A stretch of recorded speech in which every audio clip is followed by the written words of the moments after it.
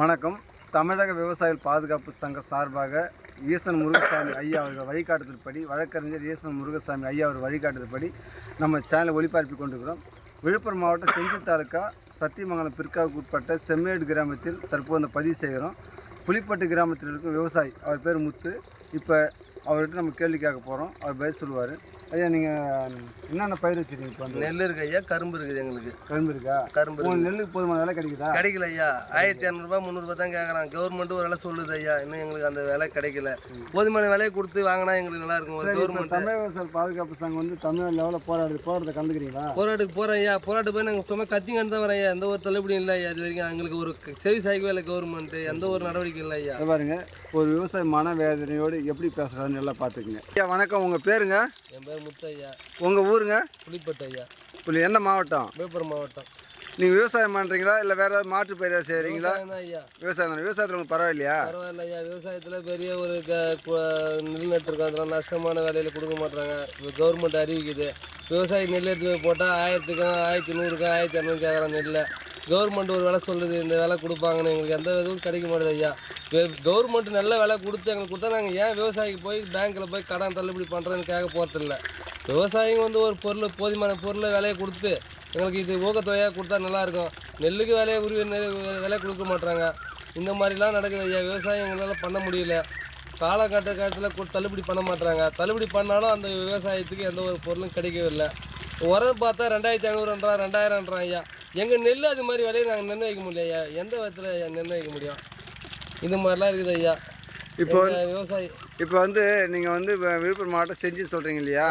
செஞ்சி பக்கம் என்ன ஊருங்க? புலிப்பட்டு ஐயா. எங்கள் ஊர் புலிப்பட்டுங்களா? ஆமாம் ஐயா. சரி, இப்போ இந்த நெல் பயிரே வைக்கிறீங்களா வேறு மாற்று பயிர்? கரும்பு பயிர் வைக்கிறோம், நெல் பயிர் வைக்கிறோம் ஐயா. கரும்புக்கு வந்து ராஜ் சுகர் மில்லுக்கு ஏற்றுற வெட்டி ஏற்றி கடன் தள்ளுபடின்னு சொல்கிறான். அந்த எங்கள் பணத்தை பிடிச்சிக்கிறான் ஐயா. அந்த பணத்தை கொடுக்க மாட்டான். கடன் தள்ளுபடியில் வருது. ஆனால் கடன் தள்ளுபடி பணத்தை பிடிச்சிட்டு கடன் தள்ளுபடி இல்லைன்றாங்க. எங்களுக்கும் கட்டவங்களுக்கு பணம் கிடையாதுன்றாங்க ஐயா. செம்மேடு கூட்டுறவு சொசைட்டியில் இந்த மாதிரிலாம் ஒரு அவல நிலை நடக்குது. இந்த விஜய் ஆட்சிக்கு வந்து கடன் பூரா தள்ளுபடி பண்ணுறேன்னு சொன்னார். எந்த ஒரு இதுவும் கிடைக்கல எங்களுக்கு. எந்த ஒரு இதுவும் கிடைக்கல. கேட்டால் எந்த ஒரு கலெக்டர்கிட்ட போங்க, அங்கே போங்க, இங்கே போங்கன்னு சொல்ல அழக்க வைக்கிறாங்க. ஆனால் எங்களை ஓட்டுக்கு மட்டும் பயன்படுத்துகிறாங்க விவசாயியை. ஓட்டு போட்டு முடித்த உடனே அந்த விவசாயியை வந்து ரொம்ப வஞ்சிக்கிறாங்க அந்த விவசாயத்தை.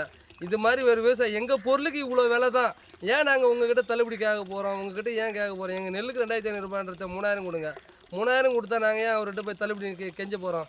பிச்சை காசு கூட எங்களுக்கு விவசாயி நம்ப மாட்டோம். பிச்சை போட்டால் கூட ஒரு விவசாயியாக நினைக்கலாம். அந்த மாதிரி காலகட்டத்தில் நாங்கள் நிற்கிறோம். ஒரு கூலி ஆள் கிடச்சா கூட 600 700 கூலி கேட்குறோம். இவ்வளோ விவசாயத்தை கொடுத்து நாங்கள் எவ்வளோ பண்ணுறோம். எங்களுக்கு கரும்புக்குரிய தொகையும் ஒழுங்கான கிடைக்க மாட்டேங்குது. நெல்லுக்குரிய தொகையும் எங்களுக்கு கிடைக்கல ஐயா. இந்த மாதிரி நிலைமையில் போனால் நாங்கள் விவசாயம் பண்ணுறதா சாவறதா இருக்குதான்னு தெரியல. அந்த மாதிரி நிலைமையில் நாங்கள் எங்கள் விவசாயம் போயின்னு இருக்குது. எங்கள் பசங்களை எங்கள் சங்கத்தையெல்லாம் படிக்க வச்சு நாங்கள் எப்படி ஆளாக முடியும்? ஒரு விவசாயம் வந்து ஒரு நெல்லுக்கு 1500 1200 போனால் நாங்கள் எப்படி அந்த நெல்லை பராமரியம் பண்ணி விவசாயம் எல்லா மனிதனும் சாப்பிட்ற பொருள் தான் ஐயா. இது இந்த சாப்பிட்ற பொருளுக்கு எங்களுக்கு நிர்ணயம் ஒரு விலை இந்த தான், இத்தனை கிலோக்கு இவ்வளோ தான் நிர்ணயம்னு ஒரு இருந்தால் தானே கவர்மெண்ட். எந்த ஒரு நிர்ணயம் இல்லை ஐயா. இது வரைக்கும் எங்களுக்கு எந்த ஒரு பொருளும் கிடைக்கல. இதனால் இப்போ கவர்மெண்ட் சரி, இப்போ வந்து உங்களுக்கு வந்து கடன் தள்ளுபடின்னு சொல்லிட்டு சிறு குறு விவசாயிகள் கடன் தள்ளுபடி சிறு குறு விவசாயம் சொன்னார். ஒரு சிறு குறு விவசாயம் தள்ளுபடி இல்லை ஐயா. 1.5 ஏக்கர் நிலம் தான் எனக்கு இருக்குது. அந்த 1.5 ஏக்கர் நிலத்துக்கே பில்லை பிடிச்சிட்டாங்க, பணத்தை கட்டுன்றாங்க, நெருக்கடி கொடுக்குறாங்க. எங்களுக்கு எந்த ஒரு காரணமும் வரல ஐயா இது வரைக்கும் எங்களுக்கு. நீங்கள் சங்கத்தில் என்ன இருக்கிறீங்களா? எந்த சங்கம்? விவசாய பாதுகாப்பு சங்கத்தில் இருக்கிறேன் ஐயா. என்ன சங்கம் அது பேர்? விவசாய பாதுகாப்பு சங்கம் ஐயா. விவசாய பாதுகாப்பு சங்கமா? தமிழக விவசாயிகள் பாதுகாப்பு. தமிழக விவசாய பாதுகாப்பு சங்கம் ஐயா. சங்கத்தில் இருக்கிறேன் ஐயா. ஒரு உறுப்பினர் இருக்கிறான். ஆனால் கேட்டாலும் எந்த பதிலும் கிடையாது ஐயா. எவன் இந்த விவசாய சங்கத்தில் எவன் போராடுறான்? ஒற்றுமை இருந்தால் தான் நம்ம போய் ஒன்றும் பண்ண முடியும். ஒரு ஆள் கத்தி என்ன சார் பண்ண முடியும்? அது 100 பேர் வரணும், நம்ம கூட கையை தட்டணும். அதிகாரியும் கண்டுக்க மாட்டுறான். இதை முதலமைச்சரும் கண்டுக்க மாட்டுறாரு. இதை பார்த்து ஏதாவது எங்களுக்கு எதாவது ஏற்பாடு பண்ணலாம் விவசாயிகளுக்கு.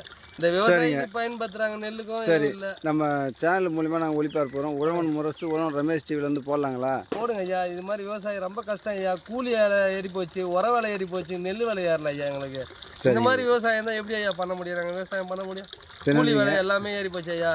டீசல் விலை விற்கிற விலைக்கு ஏர் ஓட்டுறவங்க வரமாட்டான், டிராக்டர்காரன் வரமாட்டான். இந்த மாதிரி சூழ்நிலை ரொம்ப கஷ்டமான சூழ்நிலை. இந்த விஜய் ஆட்சிக்கு வந்தார், எங்களுக்கு அதை பண்ணும் இதை பண்ணணும்னு கடைசியில் எதுவுமே பண்ணல. ஏமாற்றமாக தான் இருக்குது. தள்ளுபடின்னு ஒன்று சொன்னார்.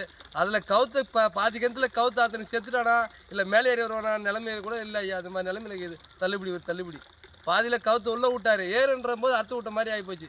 இப்படியும் போக முடியல, அப்படியும் போக முடியல நிலைமையில இருக்குது ஐயா. எங்கள் இது நிலவரம். விவசாயிங்க ரொம்ப பாதிக்கப்படுறாங்க ஐயா. இதுக்கு நன்றிங்க ஐயா.